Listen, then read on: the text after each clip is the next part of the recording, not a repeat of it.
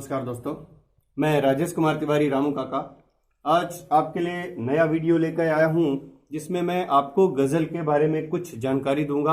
हालांकि गज़ल एक बहुत लंबा विषय है, इसके बारे में बताना मतलब बहुत समय का खर्चा है, लेकिन मेन मुख्य हम बिंदु बताएंगे जिससे एक नवांकुर कवि है, गज़लकार बन सकता है।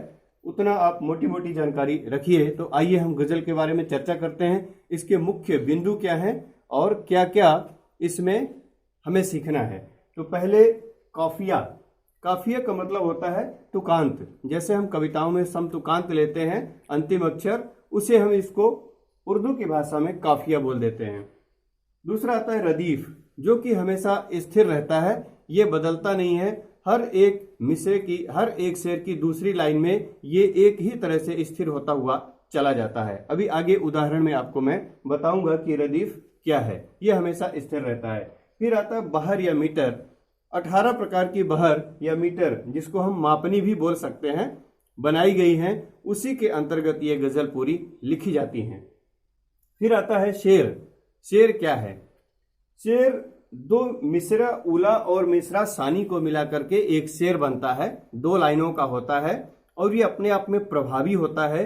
गजल एक संकेतात्मक प्रभाव डालने वाली है, क्योंकि इसका हर एक शेर अपने आप में पूर्ण होता है। इस बात का हमें ध्यान रखना चाहिए, क्योंकि एक शेर ही मतलब पूरी की पूरी कविता होती है। इसलिए इसको लिखना थोड़ा सा टफ है, थोड़ा सा कठिन है, पर नामुमकिन नहीं है। आइए देखते हैं कैसे शेर लिखा जाता है।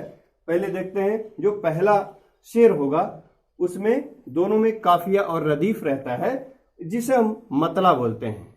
ध्यान रहे, पहला जो शेर है उसे हम मतला बोलते हैं। उसमें काफिया और रदीफ मतलब समतुकांत एक ही जैसे होता है। और अंतिम में आता है मक्ता। सबसे अंतिम शेर होता है, उसको मक्ता बोलते हैं, जिसमें शायर अपना नाम लिखता है, अपना उपनाम लिखता है। तो आइए उदाहरण देकर के अभी बताते हैं कि गजल किस तरह से लिखी जाती है।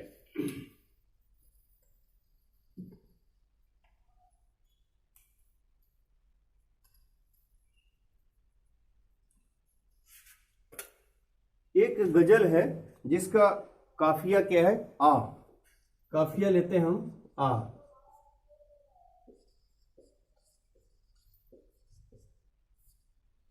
और इसका रदीफ लेंगे आया।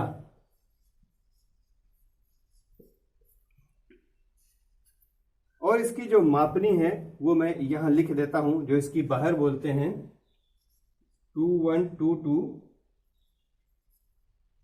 1122 1122 और अंत में 22। ये हो गई हमारी मीटर, मापनी या बहर, जिसको हम बोलते हैं। इसी के आधार पर हमें गजल लिखना है। तो गजल में होता क्या है कि हम छंद की तरह इसको ऐसे ही नहीं लिख सकते हैं। इसमें हम इस दो को एक एक, 1 + 1 2 मान सकते हैं, लेकिन उसके लिए भी हमें समझदारी रखना होगा कि किस अक्षर को, किस शब्द को हम ऐसे लिख सकते हैं और किस शब्द को नहीं लिख सकते। उदाहरण से आप समझ जाएंगे। हुस्न की चाह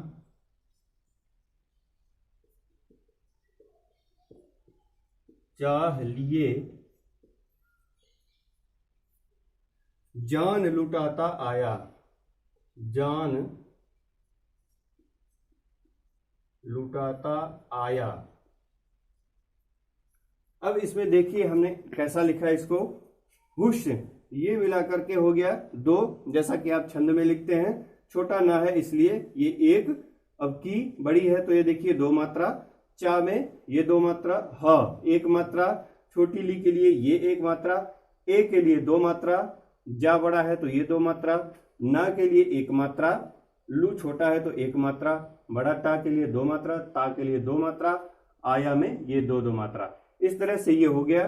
देखने वाली बात यही है कि हमने इसको हुस्न में ये किया। अब देखिए दूसरी इसकी जो लाइन है, मक्ता देखते हैं। लब पे थी, लब पे थी आह, मगर गीत सुनाता आया।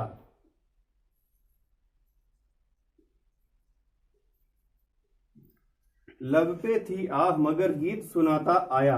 अब देखिए यहां काफिया आ, बड़ा आ की मात्रा यहां भी है, बड़ा आ की मात्रा यहां है, अर्थात ये काफिया एक ही है। अब रदीफ आया यहां भी है और आया यहां भी है, तो इसको हम रदीफ बोलते हैं।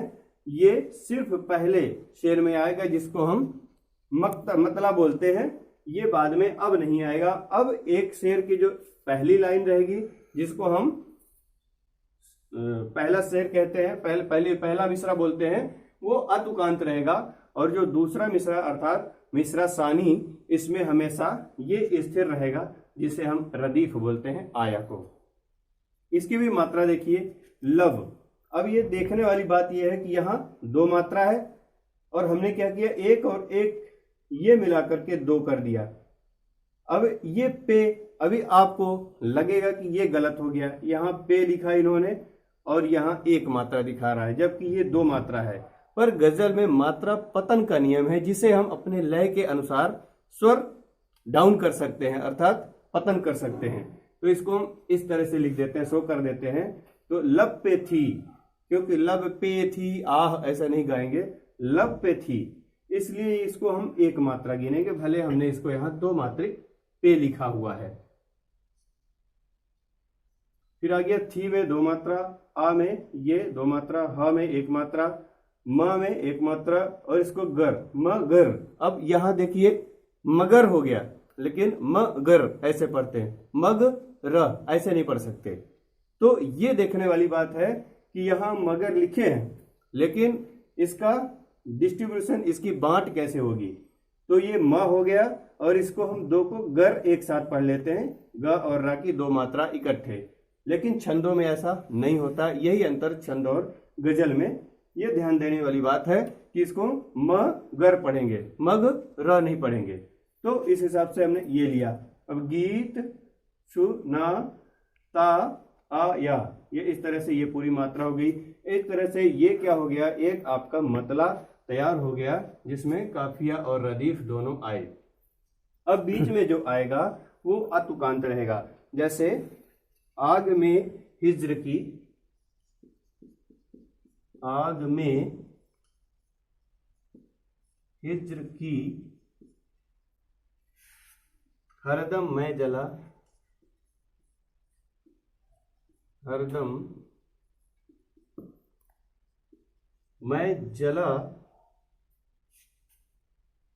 रो रो कर, रो रो कर, भस्म होकर मैं वही राख लगाता आया, भस्म होकर मैं वही राख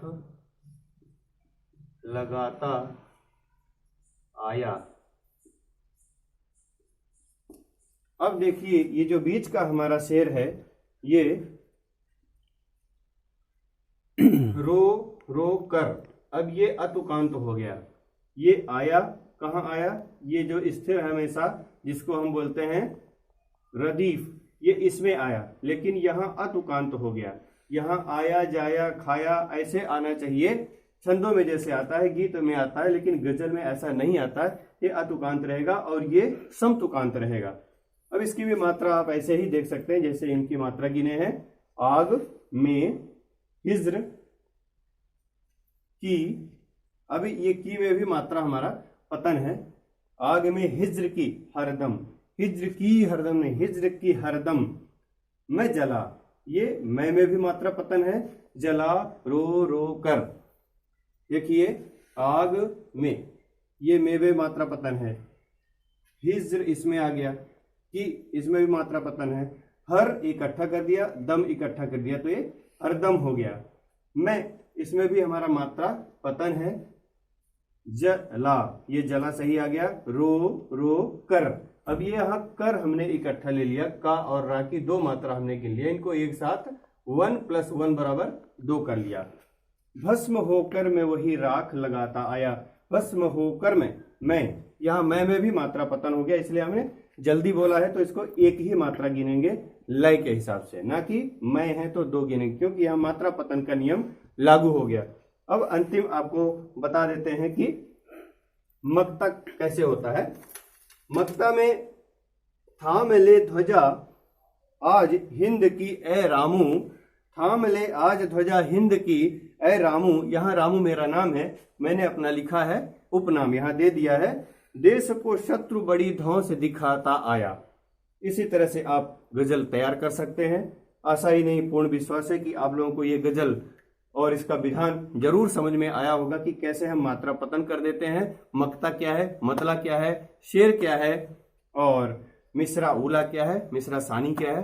बहुत बहुत धन्यवाद। अगर ये वीडियो आपको पसंद आया तो लाइक शेयर और सब्सक्राइब जरूर करें। नमस्कार।